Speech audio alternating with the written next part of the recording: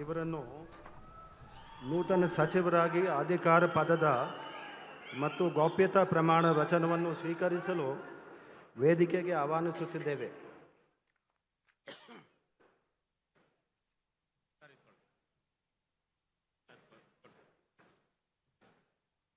ನಾನು ಕೆ.ಎಸ್. ಬಸವಂತಪ್ಪ ಎಂಬ ಹೆಸರಿನ ನಾನು ಕಾನೂನಿನ ಮೂಲಕ ಸ್ಥಾಪಿತವಾದ ಭಾರತ ಸಂವಿಧಾನ ವಿಷಯದಲ್ಲಿ ನಿಜವಾದ ಶ್ರದ್ಧೆ ಮತ್ತು ನಿಷ್ಠೆಯನ್ನು ಹೊಂದಿರುತ್ತೇನೆಂದು, ನಾನು ಭಾರತದ ಸಾರ್ವಭೌಮತ್ವವನ್ನು ಮತ್ತು ಅಖಂಡತೆಯನ್ನು ಎತ್ತಿ ಹಿಡಿಯುತ್ತೇನೆಂದು ಮತ್ತು ಕರ್ನಾಟಕದ ರಾಜ್ಯದ ಮಂತ್ರಿಯಾಗಿ ನನ್ನ ಕರ್ತವ್ಯಗಳನ್ನು ಶ್ರದ್ಧಾಪೂರ್ವಕವಾಗಿ ಮತ್ತು ಅಂತಃಕರಣ ಪೂರ್ವಕವಾಗಿ ನಿರ್ವಹಿಸುತ್ತೇನೆಂದು, ಭಯ ಅಥವಾ ಪಕ್ಷಪಾತವಿಲ್ಲದೆ ರಾಗದ್ವೇಷವಿಲ್ಲದೆ ಎಲ್ಲ ಬಗೆಯ ಜನರಿಗೆ ಸಂವಿಧಾನಕ್ಕೆ ಮತ್ತು ಕಾನೂನಿಗೆ ಅನುಸಾರವಾಗಿ ನ್ಯಾಯವಾದದ್ದನ್ನೇ ಮಾಡುತ್ತೇನೆಂದು ಜಗಜ್ಯೋತಿ ಬಸವೇಶ್ವರ ಹೆಸರಿನಲ್ಲಿ ಪ್ರಮಾಣ ಮಾಡುತ್ತೇನೆ.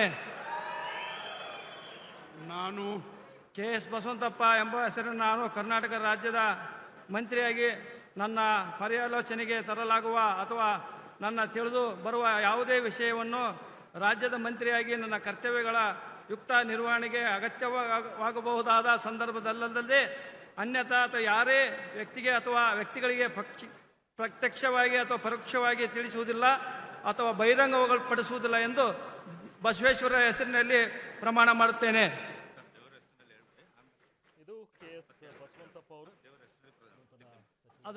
ಮತ್ತು ದೇವರ ಹೆಸರಿನಲ್ಲಿ ಪ್ರಮಾಣ ಮಾಡುತ್ತೇನೆ.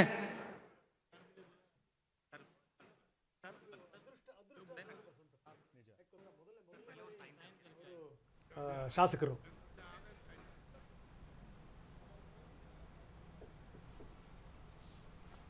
ಮೊದಲನೇ ಬಾರಿ ಶಾಸಕರವರು, ಜೊತೆಗೆ ಈ ಆಂಜನೇಯ ಇದಾರಲ್ಲ, ಆಂಜನೇಯ ಅವರ ಅಳಿಯ, ತುಂಬಾ ಬಡ ಕುಟುಂಬದಿಂದ ಬಂದಿರುವಂಥವ್ರು.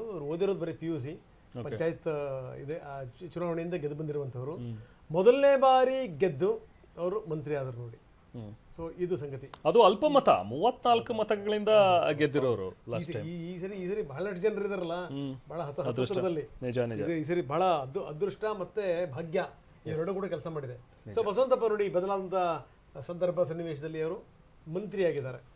ಸೊ ಇದು ಗಮನಿಸಬೇಕಾದಂಥ ಸಂಗತಿ. ಮಾಯಕೊಂಡ ಕ್ಷೇತ್ರ ದಾವಣಗೆರೆಯ ಪಕ್ಕದಲ್ಲೇ ಬರುವಂಥ ಮಾಯಕೊಂಡ ಕ್ಷೇತ್ರ.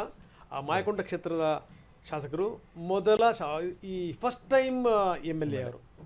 ಈ ಅಪ್ಪ ಅಮ್ಮ ಇಬ್ಬರು ಕೂಡ ಕಡು ಬಡವರು, ಪೈಲ್ವಾನ್ ಸಂಗಪ್ಪ ಮತ್ತು ಹನುಮಕ್ಕ. ಈ ಪೌರ ಕಾರ್ಮಿಕರ ಮಗ ಇವರು. 34,000 ಮತಗಳಿಂದ ಗೆದ್ದಿದ್ದು. ಈ ಬಹಳಷ್ಟು ಜನ ಹತ್ತತ್ರದಲ್ಲಿ ಗೆದ್ದಿರುವಂಥವ್ರು ಇದ್ದಾರೆ, ದೊಡ್ಡ ಸಂಖ್ಯೆಯಲ್ಲಿ. ಸೊ ಇದು ಸಚಿವರಾಗಿ ಕೆ.ಎಸ್. ಬಸವಂತಪ್ಪ ಪ್ರಮಾಣ ವಚನ ಸ್ವೀಕಾರ ಮಾಡಿರೋದು. ಆ ನೇರ ದೃಶ್ಯಾವಳಿಗಳನ್ನು ನಾವು ಇಲ್ಲಿ ತೋರಿಸ್ತಾ ಇದೀವಿ. ಬಸವರಾಜ ರಾಯರೆಡ್ಡಿ ಅದೇ ಏನಾದರೂ ಆಂಜನೇಯ ಇದ್ದಿದ್ರೆ ಆಂಜನೇಯ ಖಂಡಿತವಾಗ್ಲೂ ಮುಖ್ಯಮಂತ್ರಿ ಆಗಿರ್ತಾರೆ. ಹಿಂದೂ ಕೂಡ ಮುಖ್ಯಮಂತ್ರಿ ಆಗಿರ್ತಾರೆ, ಈಗಲೂ ಕೂಡ ಮಂತ್ರಿ ಆಗಿರ್ತಾರೆ. ಮುಖ್ಯಮಂತ್ರಿ ಎಲ್ಲ ಮಂತ್ರಿ ಆಗಿರ್ತಾರೆ. ಬಸವರಾಜ್